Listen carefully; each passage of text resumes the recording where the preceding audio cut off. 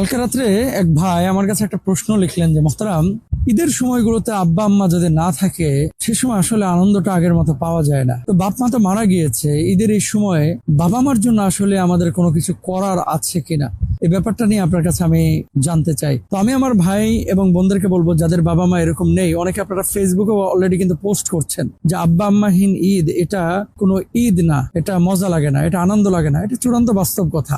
আপনি কি করবেন সেক্ষেত্রে? আপনার আব্বা আম্মা, আত্মীয় স্বজন যারা আছে, বিশেষ করে আপনার আব্বার ভাই, আপনার চাচা, আপনার আম্মার বোন, আপনার খালা, মামা, হ্যাঁ, তারপরে আপনার ফুপি, যারা এই যে আপনার আব্বা আম্মার নিকট আত্মীয়, একটু তাদের কাছে যান, তাদেরকে কিছু গিফট করেন।